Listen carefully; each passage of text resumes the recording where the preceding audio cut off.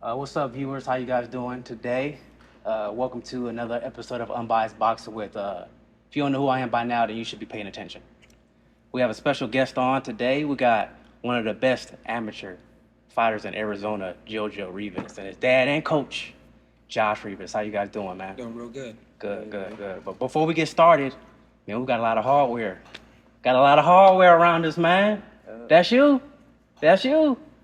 So now you're gonna break down what each belt was from and the significance of each belt. Okay. Starting with, I know these two are your favorite ones, so we'll start with the ones from the back. Okay, so this one I won back in September at the Robles Cool Town Throwdown 2.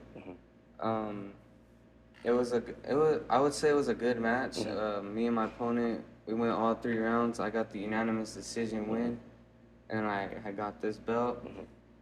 And then this one, I had won in Vegas at a 2-day tournament. It was at the Mob Boxing show. It was a 2-day event. The first night, I actually went against a southpaw, and it was my first time. So I didn't know what to expect. Yeah. So in the first round, I took the minutes to figure out how he was fighting and what my mistakes were. My mistake was I kept throwing the overhand, but he kept leaning a certain way to dodge it. So the second round, my dad, my coach, they actually told me to, start using feints and come up with uppercuts because he was going down, he was dipping down. So that's what I kept doing, and it was catching him good, and I was catching him with good shots. And then championship night, which was Sunday night, I went against a pretty good fighter. He was still a beginner, but at the same time, it was good work for him, good work for me. Right.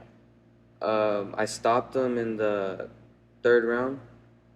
The first round, I just took the minutes, to figure out how he was fighting. Second round, I scored 2 8 counts, and then the round ended. And then the 3rd round, I actually scored another 8 count, and that's when I stopped him. And then this one, this was just recently. This was back in April. I had won the Cool Town Throwdown 4. This was another stoppage that I won. Second round. The first round I scored 1 8 count, and then that gave me the confidence. Right. And I went in there the second round and then scored more 8 counts, and then I stopped them to win this. Outstanding. And then for the viewers, an 8 count is accumulation of too many shots. The refs have to stop the fight, and then they do an 8 count. Yeah, it's really depend on if opponent you can see when an opponent puts his hands down or an opponent just has his guard up, and you get a good punch in and pop his head back, and the ref sees it, pretty much stops the fight there and starts giving him an 8 count. Give him an 8 count, just like a regular. If you fall down, Yeah. they bring them back up, start counting 1, 2, all the way to 8. Make sure the opponent's okay, and that's the only way that you get your 8 count, your knockout, your little throwdowns. So you win on points. That's pretty much a good point system there. Right. When you give them an 8 count, that's a great point system. Right. When it comes down to points, it's a great point system there. Definitely. Good. Now we can go talk about your favorite ones. Well, there's another one. Before these. Before these. Another belt? There's a one medal that he didn't bring. It was a WBC belt. Yeah. WBC medal. Yeah, you should have brought it and had it next to my belt. Yeah. So maybe on season 2. Yeah. We bring it out. We bring it out season 2. Yeah. But let's go ahead and talk about that one. We went to Colorado. It was just myself and my son. We went there. It was a difficult tournament. It was a tournament that you fight. You can fight. Okay, it was a 2-day tournament. You fight both days if there's any opponents there. Well, when we showed up, we already had them matched up. So in this weight class, he was already matched up. What weight you fight at? Usually 135 for smokers, but if I can't make one, I usually fight at 132 for tournaments. But if I can't make it, I just move up to 138. Okay. So Okay. For the viewers. Yeah. For the viewers. So he pretty much has two weight classes, 132 and 138. Mhm. You know, and that tournament there it's a little funny because the first two rounds I thought he got him the first two rounds, and and I just had told my son in the corner, I said, look, just got to remember one thing: use more jabs, more jabs, more jabs. And when he did in the last 10 seconds in the second round, I told him to just start setting them up. Then come in with the right. And I was yelling in the corner like, "Hey, remember, set him up, set him up." Right. And he had set him up. Came in with two jabs. Came in with a right, and dropped his opponent in the last 10 seconds. Don't know how he got up. Yeah.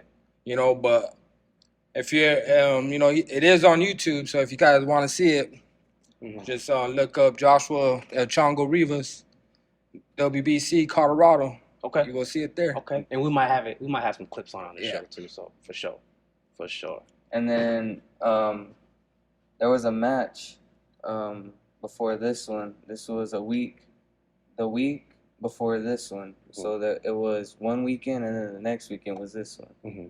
So there was a match in Madison at the Madison Boxing Club. Mm-hmm. That's here in Phoenix, right? Yeah, I fought. Well, he was a beginner. He had no fights. It was his first fight. I had stopped him in the first round with the body shot. I thought it was a face shot, but then when I looked back at the fight video, it was a body shot. So that was another. It was just a medal that I won. But like now, I said, was that a smoker or was that a tournament? It was a smoker. Smoker. So this fight, the gold belt, the gold one. That was actually our event, the Ramos event. Yeah, I saw you at this event. Yeah, it was a pretty good fight. I had got caught with a good shot from my opponent, and it stunned me, so I had to like watch out because I mean it happens. You get caught with good shots. Yeah. But my dad that was the first round, but then my dad in the second round, my dad and my two coaches, Richard and Jake, they were telling me to anticipate to him, like make sure you score an 8 count, because if you score an 8 count, that's gonna bring him down mentally, and it did. And I was using my jabs, throwing rights, and it brought him down mentally. So when I scored that 8 count, it felt like he was kind of giving up. But then again, he still had some fight in him. Yeah. So then in the third round, we just went the distance. I was trying to use more defense because he kept coming in. Yeah. And then we were just throwing, and then after the third round, I got the unanimous decision win. I thought it was a split decision win, but it was unanimous. It was a good fight. I know you. I mean, you won clearly. I was at the fight. You won clearly, but he had some good moments, like you said early on. It was some good moments, but I saw that you had weathered the storm, and you did well in the second and third round. So for sure. Now this last. So before we go to that last one, this fight here made him an open fighter. Mm-hmm. Okay. An open fighter. And that means you need to have how many fights? 10. 10 fights. 10 at the time. 10. Yes, it just made him 10 fights. Okay. As a junior. As a junior, this fight here made him an open fighter. Mm-hmm. Which it's great experience from 0 to 10.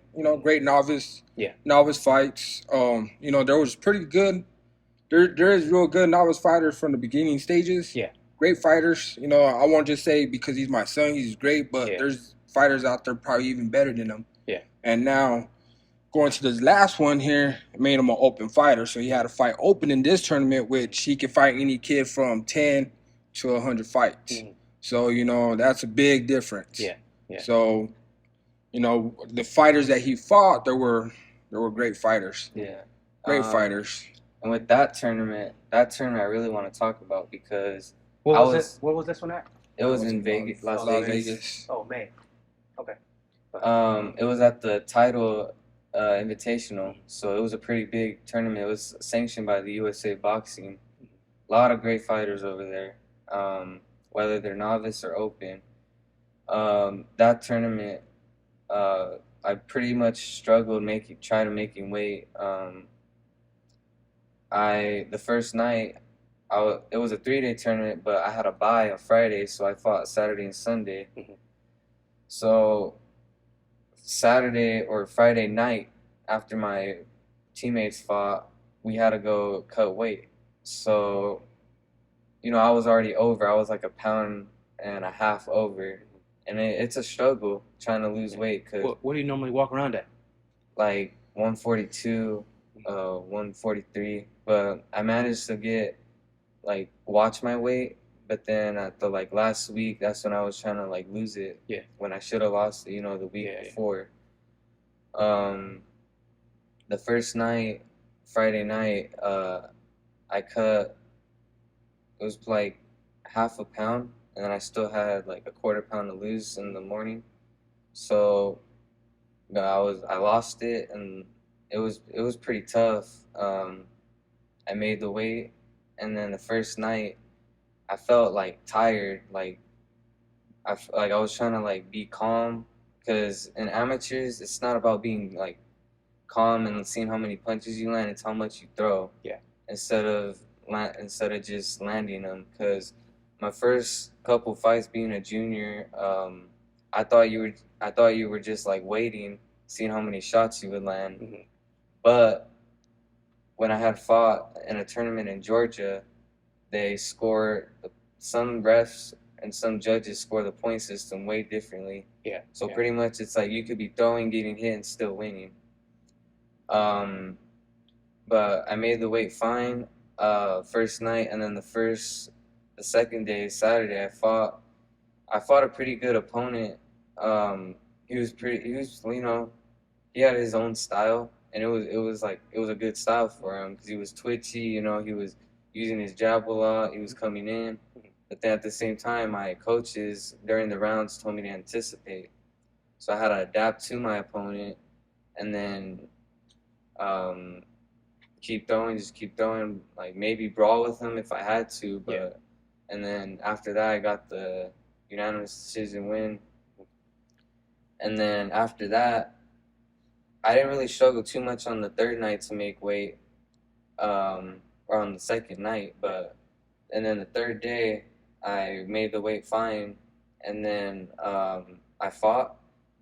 It was a pretty good fight for me. I kept in the first round. I kept landing some good shots on him, and then he was landing a couple on me, but then I landed most of them. So then we went all 3 rounds. The ref, he kept stopping it because I had a bad nosebleed. Mhm. In amateurs, you get really bad nosebleeds, and if you can't, when the judges ask you or when the doctor asks you questions and you get like 2 wrong, they'll stop it. Mhm. So that's why I was really trying to concentrate on what he was saying. And then the rounds went by. Score I didn't score any 8 counts, but I was landing more of the shots, more of the good shots, and then throwing more. So I got the unanimous decision win and won that belt. Was that the most difficult fight you had so far? Yeah, Most difficult tournament, I mean. yeah. Was that your last one? Yeah, The last tournament that we went to. Last tournament? Yeah. And that was back in May. Yeah. So how's the summer been? How's your training been? It's been really good. Yeah. I don't have any. I didn't never had anything coming up. Mhm.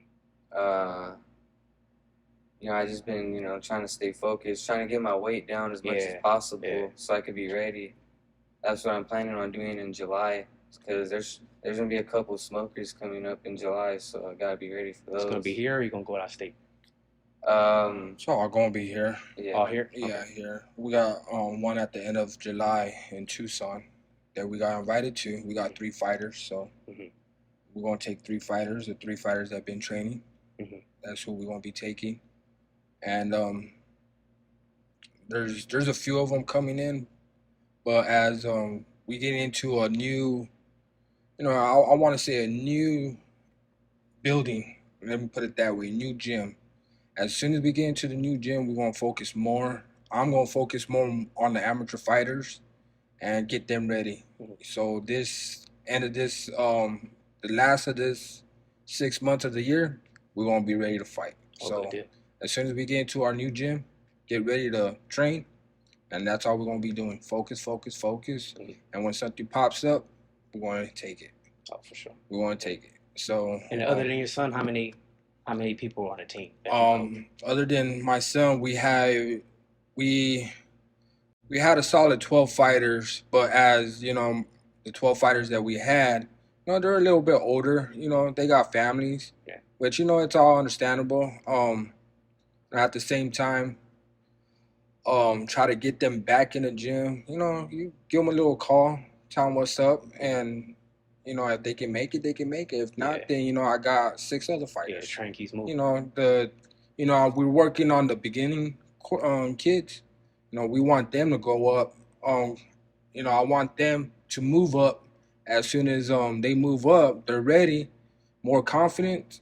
Then we're going to end up getting them ready for a fight. As a coach, I really don't like just to say, hey, dang, you hit the bag real good. I'm gonna sign you up. We're gonna end up getting there and getting ready to fight. No, I like to see a kid more disciplined, hitting the bag, listen, getting in the ring, hit mitts, or sparring. As soon as they get that confidence, the little scariness that they have, jumping in the ring, and I see that they want to keep doing it every single day, then I want to talk to my other coaches. Then we want to say, hey, you know what? Let's go and bring this kid up. So that's exactly what we're going to do is, as soon as we move into the new gym, I want more fighters. I don't want the 6 that I have for the 2 years. 2 years sound a long time. It's just these kids that we bring in. They love it. They love coming here. They like to train. They always push themselves. But I'm just waiting to one of them pop up like, Coach, I want this. Yeah. Coach, I want that.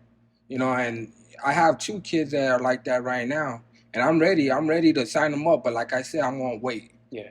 I'm going to wait till we get the new gym going. And once this new gym going, when I focus on these little kids, they're going to be downtown. All these kids are going to have fun. Yeah. And usually you can't just throw a kid in there, or throw yourself in the ring, because in boxing it's not a love game. It's not no little patty kick, soft touch. This is real. Like you get hurt, you get killed, you get severely damaged. So that's why you gotta I would say give yourself at least a couple months or at least a year to practice and get better, and keep sparring, because that's the only way you're gonna get better, sparring. Because you can hit the bag, you can hit the pads, fast and good, good. Yeah. But it's not gonna show in sparring. You have to work on stuff, see what you gotta work on, film your sparring, and then after that, once you know what you gotta work on, and you work on it and you get better and better, there's nothing that's gonna stop you. Because when I first started, I actually started, my dad, this was when I was maybe 8 or 9. My dad, he used to be a boxer himself, but then he kind of fell off it. And so he went back to the gym, try to get, just to go and get in shape. And he took me, it was at the Taz Boxing Club in Eloy. And my dad would take me, just to go, just to hit the bags and everything. And then I never really took it serious because he wanted me to play other sports before, Yeah, and I remember I think last year we were playing soccer for a little bit. Yeah. He wanted me to play other sports before I wanted to, pursue my career in only one thing. Before, let's just say I do turn pro and I go to the Olympics. I don't want to look back and regret, not playing these other sports. Yeah. So he gave me a chance. I played it. I never really liked them. I never really liked playing any of them. What other sports did you play other than soccer? Baseball, football, just other sports in general. Yeah. I can admit to that. As a father, you always want to push your kids, to do things, But there's one thing that I never did, push them in boxing. I started boxing when I was actually 5 years old. As a young kid, watching my 2 brothers box. They were three years older than I was. So, when I was watching my brothers box, I go to the gym. At the age of 5, I was watching my brothers, training, boxing, and when I was 6, I took it serious. So I started training for a whole year. You know, I'm sorry, for 2 years, because you started boxing you start boxing when you're 8. So when I was 6, I took it a little bit serious. I trained 2 years hard. Not only that, my dad, he's always telling us, hey, I got you guys some boxing gloves. I remember the time when he comes in the house, he just grabbed 4 pairs of boxing gloves, because it was myself, my 2 brothers, and my uncle. He just grabbed them, threw them at us, so we all put them on. I was just a little kid, and as being the youngest one, I was always getting beat up. So it just happens. You're the baby of the family. You're gonna get beat up. So as soon as they were beating me up, yeah, they were making me cry, but at the same time, it made me stronger. Yeah. So when I was going to the gym, it just got me better. So when I was 8, I had my first fight, and I lost my first fight. It was upsetting. But when I lost my first fight on a Saturday, Sunday we took a break and back to the gym on Monday. So Monday through Friday, that's all I was doing, just training, training, training. And as soon as I moved up and started getting all these fights, I've been all over. Been going to Golden Gloves, fought Golden Gloves. Um, didn't advance because I was still young. So I fought Golden Gloves like maybe 6, 7 times, and went to Silver Gloves. Here in state, won Silver Gloves. My first time, couldn't advance because I was still young. Then when I won Silver Gloves, I advanced over to regionals in California, won there. Went to nationals in Kansas City, Missouri. It was great. It was a great feeling, and fought Junior Olympics. I fought all these tournaments. But as a father, with the kid that wants to start training, like I was getting back, I wanted him to play different sports. I wanted him to play baseball. I wanted him to play football. Just get the feeling, because all I did was just box. Yeah, I wanted to play other sports. Then when I was in 8th grade, when I was in 7th grade, they had this opportunity, kids to play baseball, football. So, I took the chance, Don't get me wrong, I was really athletic back then in school. And, I just stayed playing football. I stayed playing baseball. Never liked basketball. That's one sport I liked. But he liked basketball, just probably because of his grandfather. Yeah. He's always there watching TV. But other than that, it was always baseball or football with me. Once I went into 7th grade, I kind of threw boxing out to the side. Then in between, I was going back in there training. Then you go through this move. You take one left, you go right, and when you go right, you think you're gonna have the coaches there gonna be training you. And once they say, hey, you know what you're doing. Like that kind of, I would never tell my fighters, hey, you know what you're doing, go hit the bag. I'm going to be there, watch them. As soon as my coach told me that, hey, go hit the bag, you know what you're doing, you know how to box. All right. Not having a coach there kind of just threw my whole boxing career out. Damn. And back then, I never trusted anybody to train me, And, I just had to just look left and keep going left instead of right. So, I just went my own way.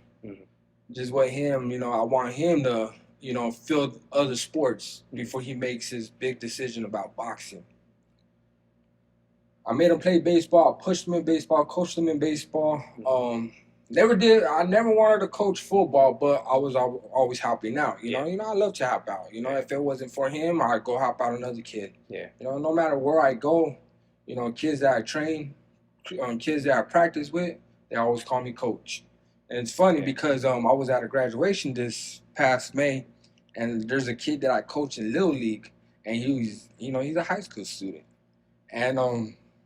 And they're like, hey, coach. And I'm like, who the little dude calling coach? Then, at first I looked, I had to give him a second glance. Oh, wow, dang. What's up, dude? He go, what's up, coach, man? I miss you and everything. I'm like, oh, I'm still training. I'm coaching boxing. Jojo's always boxing. And he goes, yeah, I see him. He's great. And he goes, one day I want to end up doing that too.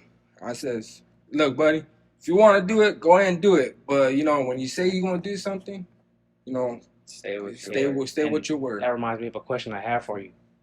For the people that are around your age and they play different sports and they want to get into boxing, explain the difference between this sport and playing baseball, football.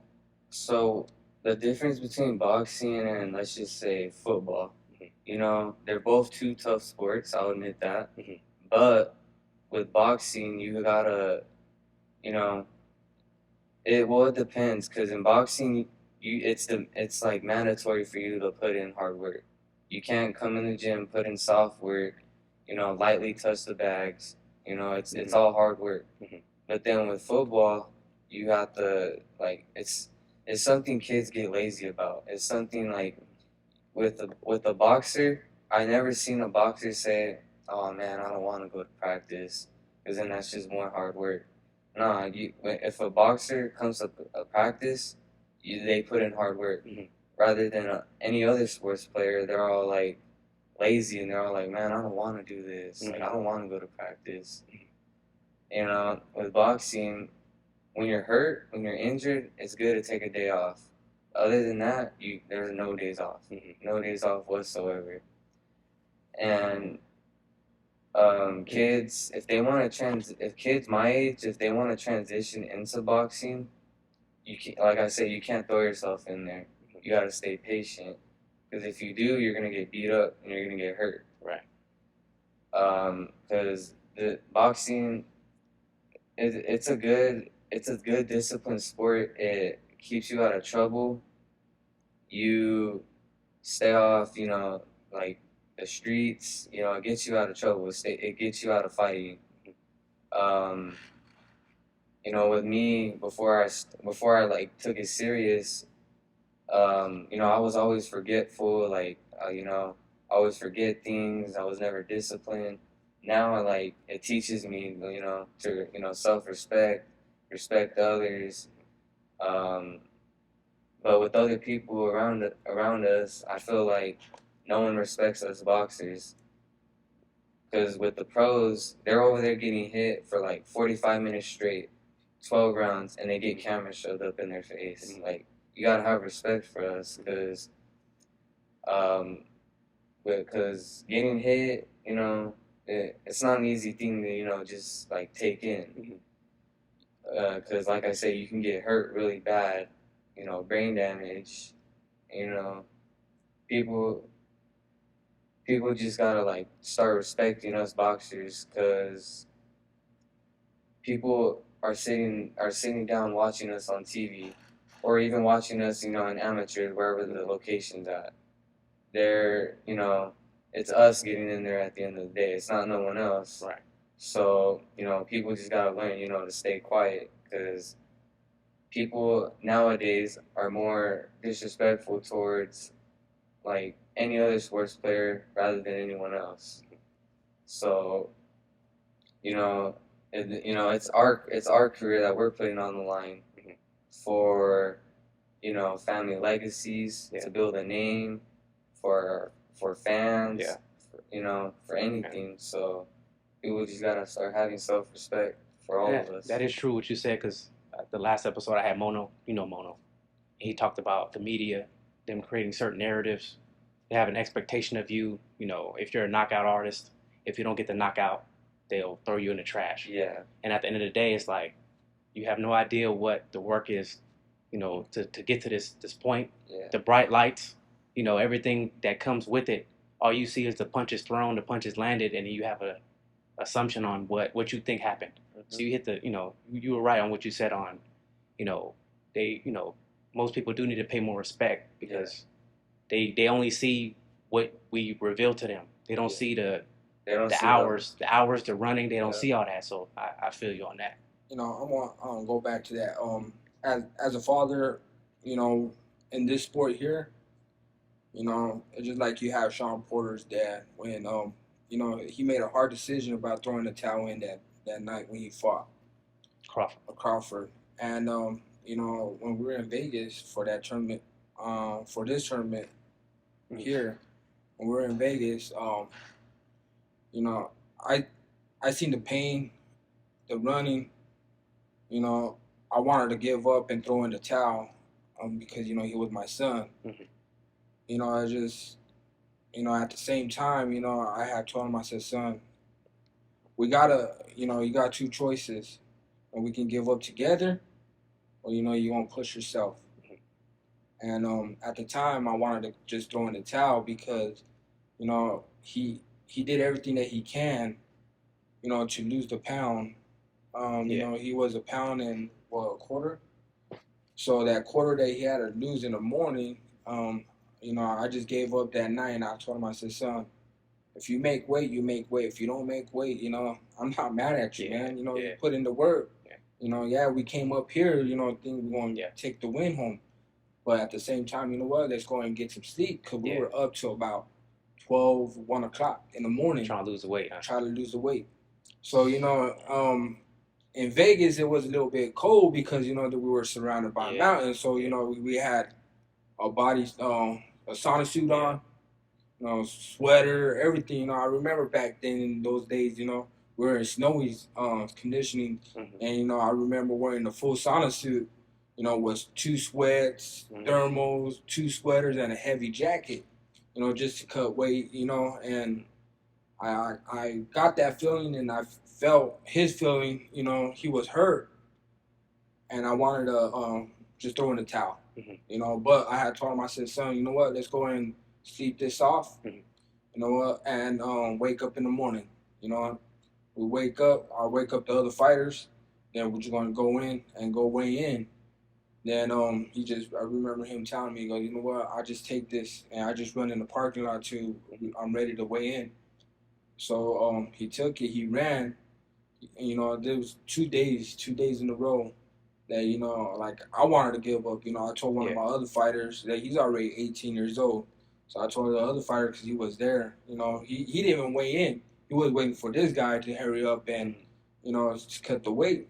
See, and that's another thing. And being a boxer, like it gets lonely. Like you wanna have teammates. You wanna have, you know, a good coach that'll push you, because, you know, I never really gave up on any, like, in boxing, whether if I had to make weight or not. I never gave up because, you know, there's only one person I do this for. She's actually gone. She's not with me. It's my mom. I always tell myself, you know, keep pushing for her, so she could see that, that I can actually become the man that for, you know, that she always wanted me to be. Yeah.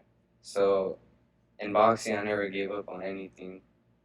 You know, if I had to make weight, if I had to run, if I had to, you know, put in extra hard work, you know, I was down for anything. I still am. So, And I'm sure. I'm not even talking about the belts. I'm talking about me seeing you and your hard work. You know, you come in every day. You're focused. I'm sure your mom's very proud of you. Take away all the tournaments. Just you as a person, your development as a young man should be very proud of you, bro. So thank you. yeah. But I had a question for you, Coach. In relation to what you said about, you know, you talk about, you know, Sean Porter and his dad, that dynamic. Yeah. I got Ryan. You guys know Ryan. Yeah. When Ryan's like 22-0 right now. Yeah. When Ryan was an amateur, he was trained by his dad. Mm-hmm. When he was like 15-0 as a pro, his dad was like, I can only take you to a certain point because your popularity, you're fighting better opponents, you're getting to a stage where I can no longer, you're beyond my knowledge. Yeah. And he took him to, he was with Eddie Reynoso for a little bit. Now he's with Joe Guzman. Mm-hmm. Do you see yourself staying with Jojo throughout the whole way, or is it, you know, will there be a time where it's like, it's to answer that, it's, you know what? I'm going to be there 100%. It doesn't matter if I know I'm already done teaching them. Yeah. Yeah, I'm going to probably get another coach to take the lead and take them further out. But if I know more things where I can actually show them and teach them, Yeah. and maybe learn, watch videos on fights, and I'm going to stay with them. But as a father, um, yeah, I know he's going to be famous if he takes that level. Yeah. He's going to be famous. He's going to be popular. But at the same time, there's going to be a certain time where, hey, I might have another pro fighter that I'm coaching, and I'm not going to say that I won't be wasting all my time on him. Yeah. But at the same time, I don't want to be wasting all my time with my son. Yeah. Because I want to. I'm more as an equal coach. Mm-hmm. I want to teach everybody everything that I know, and maybe if I pick up something that, hey, you know what, let's do it this way, I'm gonna try to teach them. But like to answer your question, I'm gonna be with him 100% no matter what. If he tells me, hey, Dad, we already got to this point. You taught me everything, but I need to learn something else. Yeah. Who do you think would teach me? I would look around as a father. I would look around as for coaches, who's the best coach and what they can do for them. I'm going to maybe make some phone calls. Be like, hey, if I have to step back, I will step back. I will be that dad that will sit right there in ringside and watch him, yell at him, like a regular parent. Yeah. That's my whole dream. My whole dream is, being an audience, to be yelling at my son, let's go, let's go. No, I don't want to be in a corner and have to be yelling at him, like, hey, you got to pick it up, let's go. But there's going to be times in the first beginning, I'm going to be in the corner. But if I have to step away from this corner, I'd be happy to step away, So if I have to step away, I step away.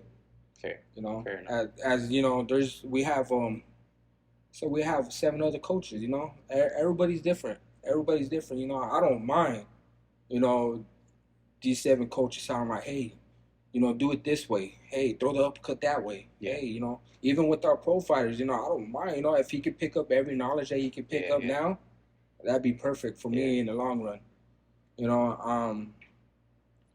I like it's just hard decisions, It just, you have the best coach in your corner, then you see a lot of great fighters pick up different coaches, Once they're with their coaches for 20 years, now they picked up another coach that only been with them, 2 days. Yeah. So, just like Mike Tyson, he went through so many coaches. I still think he's a great heavyweight champion of the world, but that stupid mistake that he done, it kind of, I still see him as a champion in my eyes, no matter what, just wrong decisions, wrong time, He didn't probably have he never had probably that fight there. He probably didn't have the training that he needed. So I want to make sure that this boy here gets all the training that he can. Just not only if I'm coaching another pro fighter, if I, even with the amateur fighters, I'm more, like I said, once we get the new gym, it's hands off. I'm making sure all these kids going to be ready, and once they're ready to move up, hey, I got 2 other coaches that are pro coaches, and when they're ready, they see them ready, then hey, we're gonna make them pro. Just like what this boy here, when he's ready, we're gonna end up doing it. But to answer your question, it's gonna be hard. But I hey, get it. But as a dad, I'd rather sit in the audience to be screaming at him, yelling at him after the fight. Shoot, go up to him and tell him that he's a great fighter. That's the only thing you could do. I like to watch him play football. In the audience. I've been coaching him since he was a little young kid playing t-ball. To he was 12 years old playing little league and baseball. And and when I watched him playing football, hey, I like to see I sit way on the top of the bleachers. I don't need to be way down there. Yeah. I like to see him going into plays and running out. Boom. It's great. It's a great feeling as a dad. Yeah. But in the boxing, it's way different. You want to see the best. And there's a lot of best coaches out there, which they want to end up taking them. And, they want to take them away from me now. It's going to be hard, but when he gets a little bit more knowledge, more experience, he can. We're gonna sit down together as a team, and as a son and dad. As a dad, I'd rather sit in the audience, and watch him. That was my dad. That's how my dad was. He was great. He was great.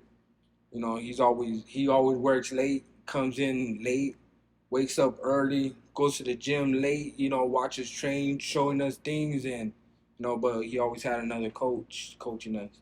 He was always a dad that was sitting in the audience, grabbing your boy, hey, come on, you can do it, Yeah.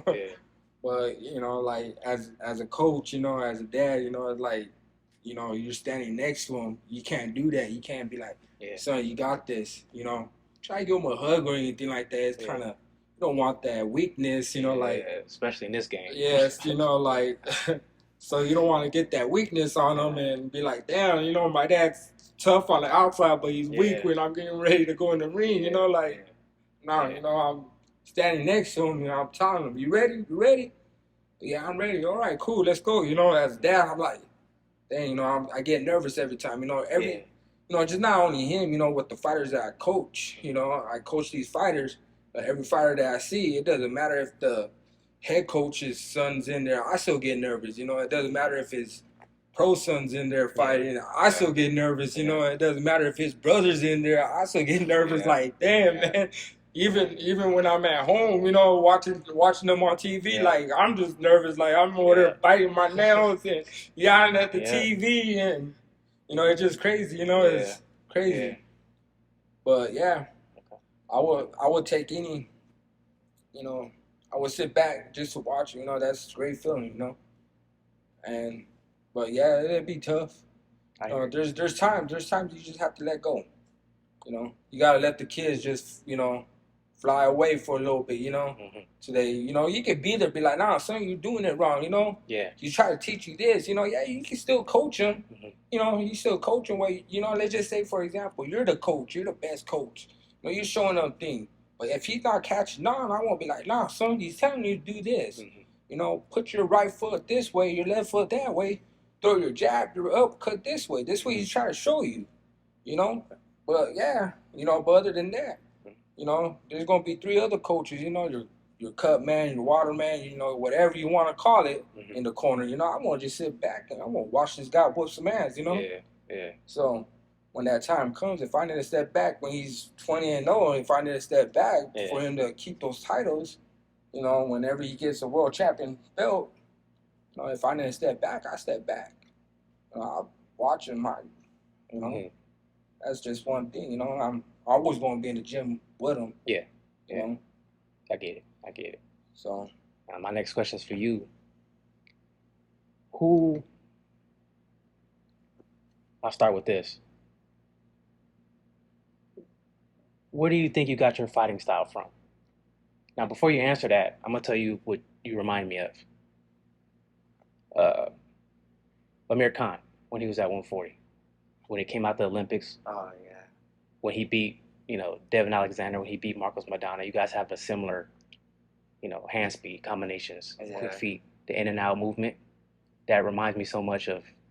No, I'm not talking about Amir Khan now. He's older, but when he came out the Olympics and he was a force. That's what you remind me of.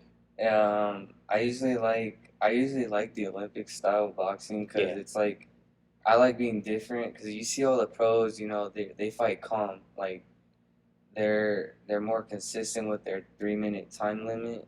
They try to land all the good punches they can. But, with me, it's like I like going in, coming out, countering, and then moving, and then repeat. So the Olympic style, so you're like on your toes, going in, coming out, watching their punches, counter them, and then roll out, and then do the same thing.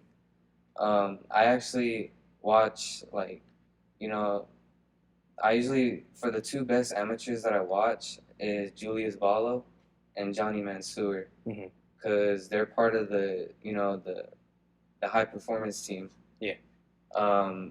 They Julius Ball, I like his style. You know, he keeps his hands out. You know, he has that Olympic. Where they from? You know? They're from San Diego, San Diego? California.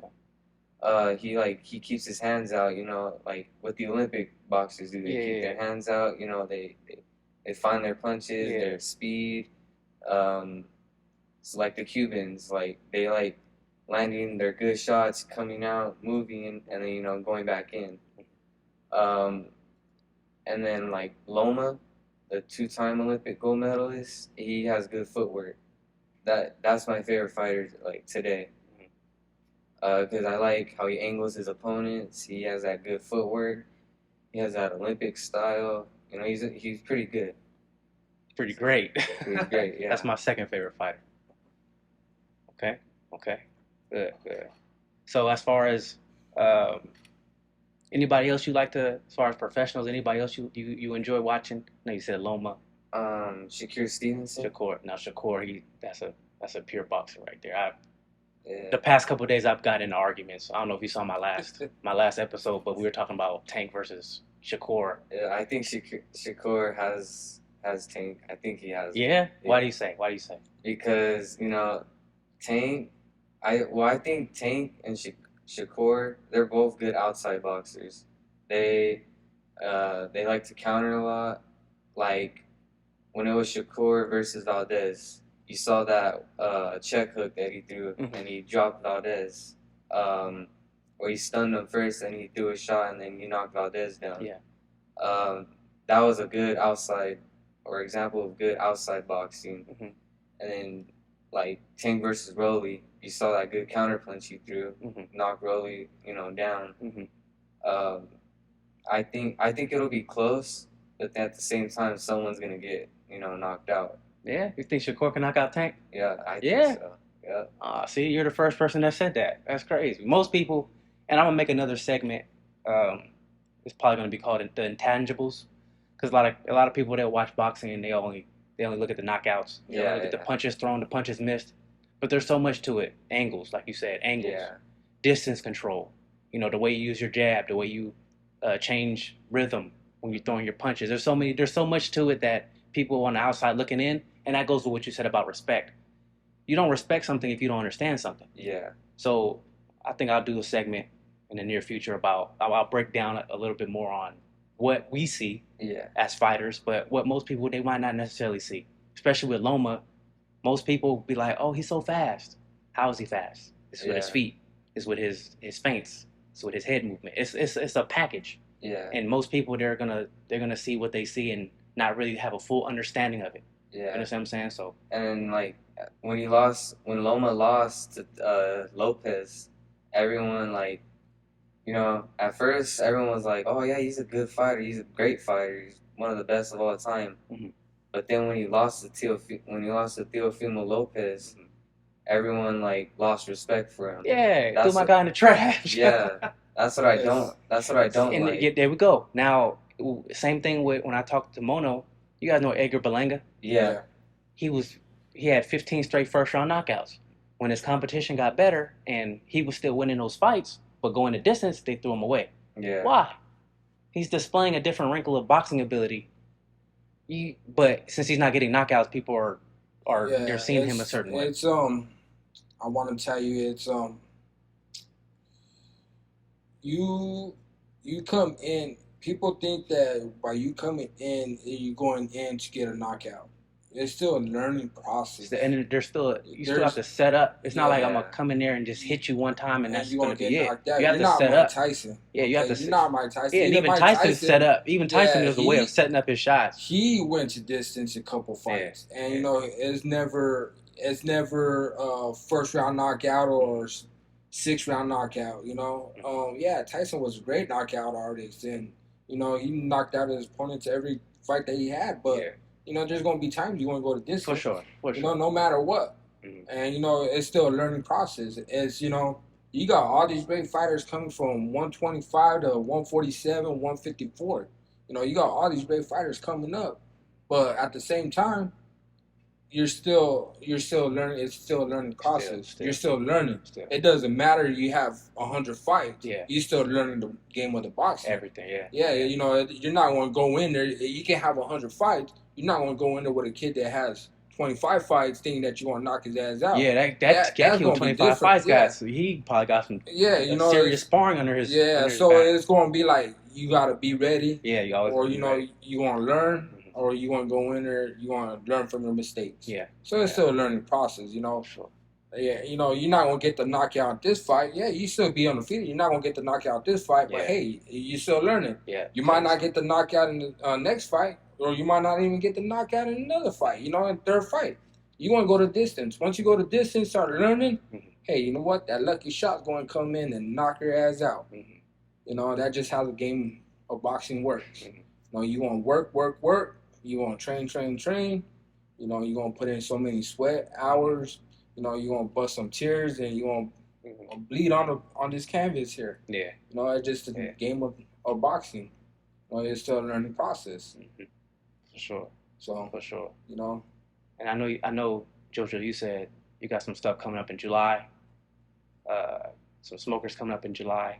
I definitely look forward to supporting you, you know, moving forward. I like when people come support because it allows me to when people see me in the gym and they go see me at fights, they tell me how good I've gotten. Yeah. And I like that because it shows that I'm actually, you know, working, putting in hard work. So.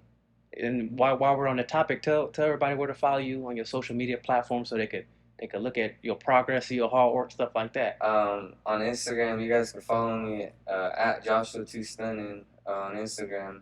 I don't have much posts on there, but you know, just I post a lot on my story. So. All right. And and I'm noticing that your shirt says Olympic team on it. Yeah. Care to elaborate on that? So before I go pro, I actually want to go to the Olympics. I'll be old enough in 2024. 2024, okay. But I think it's too soon because I want to go to the 2028. You know, just because throughout time, if you keep going to nationals and you keep getting a good experience and you keep winning, it'll give you a better chance, you know, to go on the Olympic team. Yeah. Rather than fighting for the qualifier, just to go to the Olympics. So your goal would be not the next one, but the following one, the following Olympics. Yeah. Okay. It's dream, but you know, dreams always change at the very last minute. Yeah, for sure. So because how old are you? 16. 16. 2 years would be 18. 18. So 2 years from now, you might be like, screw it. Yeah. Trying to get this money. Yeah. You never know, but that's good. That's definitely the Olympics. That's very difficult to get in, but you got it. But you get on there, you'll be good to go. You know, that's definitely experience. Especially you talked about Loma. Yeah. Other people that you looked up to that have that Olympic experience. That's definitely, you know, you can do it. I believe you could do it. Like even the one coming up, do it. You know what I'm saying, why wait? Why wait to Olympics to do what you can do coming up? Yeah. See what I'm saying? And by that time, that's what, 2 years. That's remember the game learning process. Right. Learning the game. Right. Right. Right. You know, and then you're only gonna get sharper. Yeah. It's 2 years. So like, just think of like the fights that you see, the fights that you just had recently. A year from now, you're gonna look back on those fights and be like, oh, I was trash. Like, I look at what I'm doing now and look at like my progression. Yeah. You never know. Like you keep working hard. Like the sky's the limit. You set certain goals for yourself. Yeah. You'll be surprised at what you can do once you surpass them, and then you look back on yourself. You just be like, dang, like if I were to fight myself a year ago, he wouldn't stand a chance. You feel me? Yeah. So, I mean, whatever you want to do, man, the sky's the limit for you. Whether it's doing the Olympics, if you want to stay in the Olympic circuit, you know, other than going pro, whatever you want to do, whatever direction you can go, be great. Yeah. Be great. That's all I can say on that. Okay. Okay, but I appreciate you guys for being on the show, man, and hopefully we'll get you guys on next time, you know, for season 2, like you said. For sure. But good work, man. Keep up the good work. You too, coach. Yes, Keep up the good work, and that wraps it up, man.